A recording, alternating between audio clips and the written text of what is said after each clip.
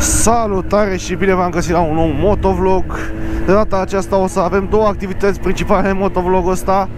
Vom merge prima dată să mă tund, iar după asta mă duc și să cumpăr pentru motocicletă. Vreau să schimb filtrul de aer și am zis că să luăm un filtru de aer mai bun, dar nu știu acum cât de bun este. Și am văzut că nu se găsește mare lucru. O să iau un filtru de aer mai nou, mai bun decât ăsta, că ăsta pare un pic îmbârxit. Și după care, dacă merge bine cu ăla și e ok, tot e ok, o să iau ceva de la K&N ca să fie forță, să tragă bine, să mărim și caii, dacă se poate spune așa, dar în principal să fie motorul mai, să respire mai bine motorul. Și mai avem timp 8 minute să ajungem să mă tund. Oare ajungem în 8 minute? Să ne gândim.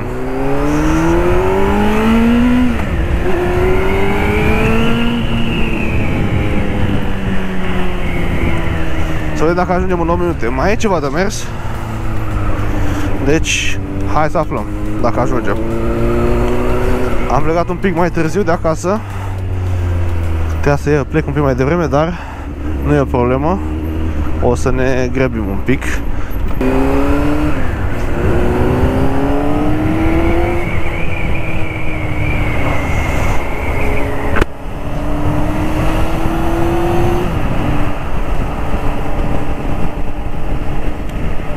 Deci eu trebuie să ajung aici pe stânga, că aici e barbershop-ul.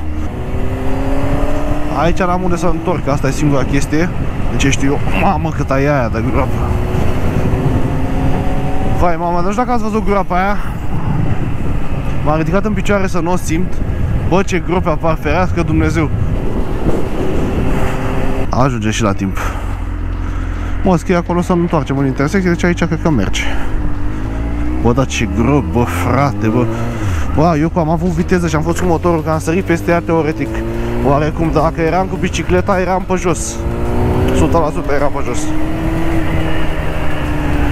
Bă, aparent, de la mine până la barbershop am făcut 3 minute.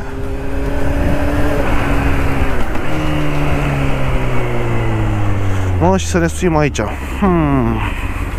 Hai, intrăm pe aici? Merge.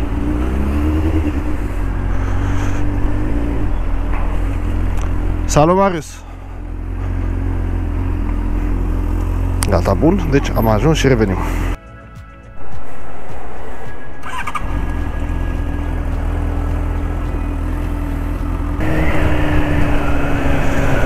Bă, aș mai merge o dată acolo să mai vedem groapa aia.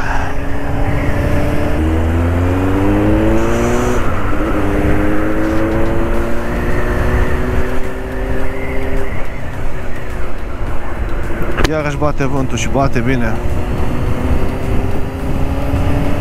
Nu știu ce auziți voi acolo, cum se aude vântul la voi, dar la mine se aude forță. Mamă, și îmi face și pe la microfon se aude vântul. Bine tot. Că intră pe la aerisitor, dar nu știu dacă e deschis sau nu. O să de la microfon, ar trebui să fie închis ca să nu ia vântul, dar habar n-am, nici nu știu. Deci mergem să luăm filtrul de aer și să-l schimbăm odată cu ocazia asta.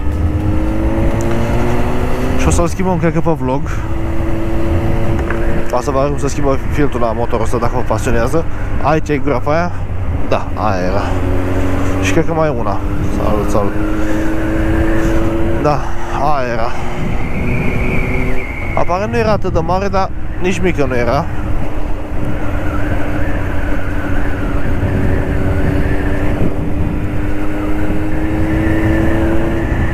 Și aici s-a lăsat asfaltul.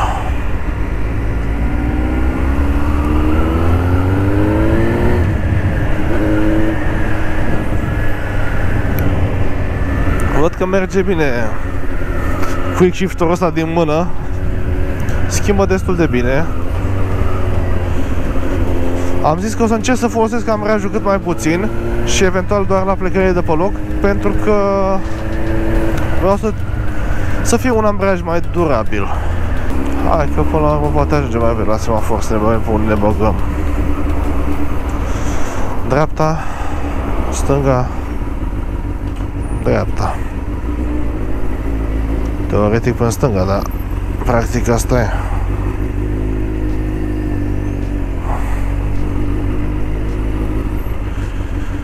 Este cu mașina parcată aici. Bă, da, am loc. Hai că mă bag. Asta e. N-am vrut să mă bag inițial, dar am zis că nu-i loc, dar aparent e destul. Hai că e verde acum.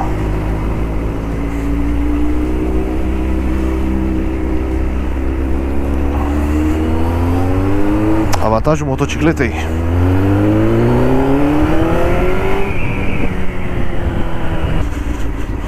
Oho, aglomerație. Asta vreau să văd.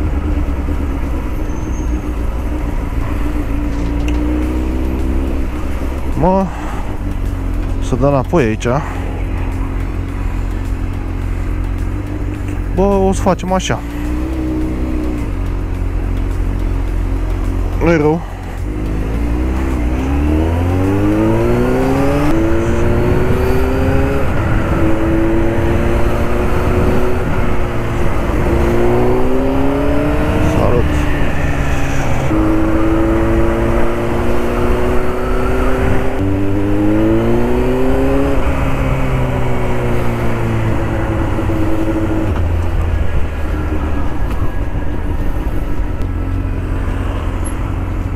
PCX, și că asta ar fi cel mai reușit model de la Honda. Oare o fi așa de la scutere?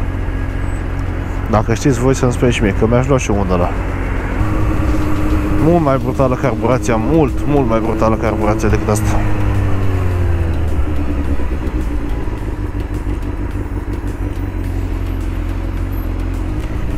Fi aglomerat? Sper că nu.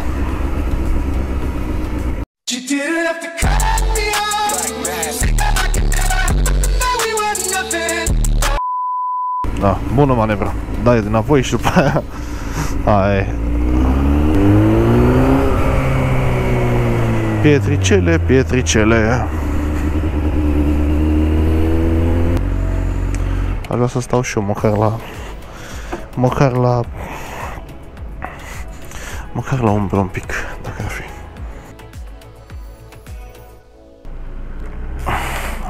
Eu l-am strâns pe ăsta, l-am strâns cam tare. Bun. Asta aparent aici nu mai stă și mai are un clips jos, gata. A ieșit. Punem jos pe ăsta. Ia să vedem. Unul aici.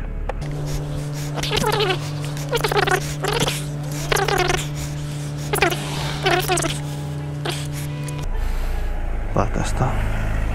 Aici e ceva furtun vacuumatic, dar e crăpat sau? E crăpat sau nu e crăpat? Fuck it.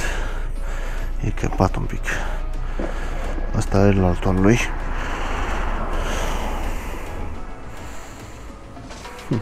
Să în afară că pute, mai ca lumea, nu e nicio diferență. Bun. Măcar aici un senzor sau ceva. Așa intră, dar l-am pus bine pe ăsta. Hai mă, du-te, ce nu-ți place să intre aici. One eternity later. E ok. Și vreau să-i scot un pic muva asta lui ăsta. Păi de asta nu știu la ce e, dar a crăpat.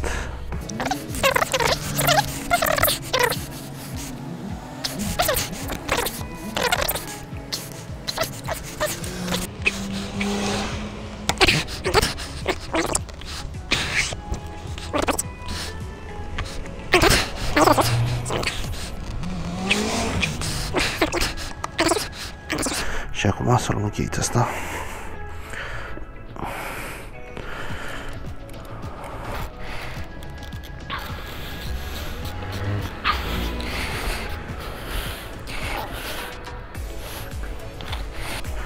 Hai să vedem.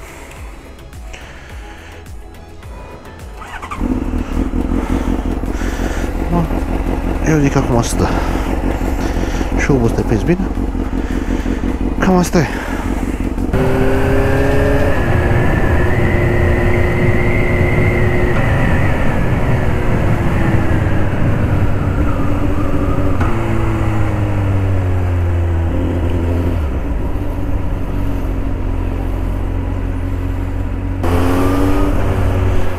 Aveți grijă la ce fac eu acum, să nu faceți voi ce fac eu acum. Încercați să evitați chestia asta, să mergeți pe lângă mașini parcate cât mai aproape. Că dacă deschide vreunul ușa, cam mai e. Sunteți pe jos.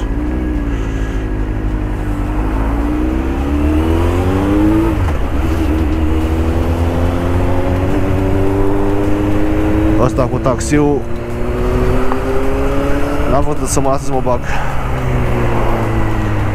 Da, nu-i problemă. Dar nu știu dacă e taxiul. E taxiul? Cred că taxiul e.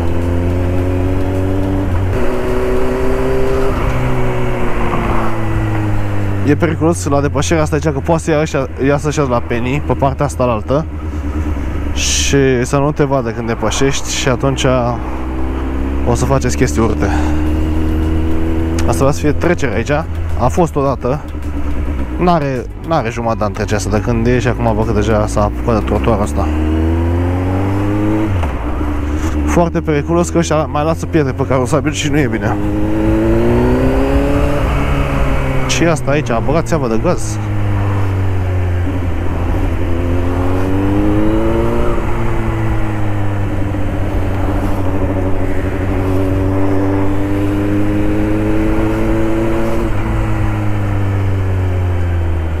Face și nu e fapt pe băiatul ăsta. Ce? Tăi! Că dacă îmi face băiatul semn, oricum nu mai era nimeni în spate, avea timp să facă, dar l-am vrut să las pe băiat.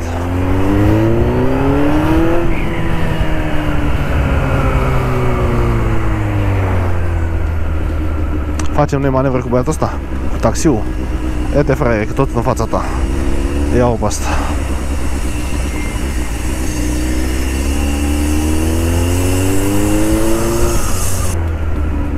Pietoni, pietoni, pietoni.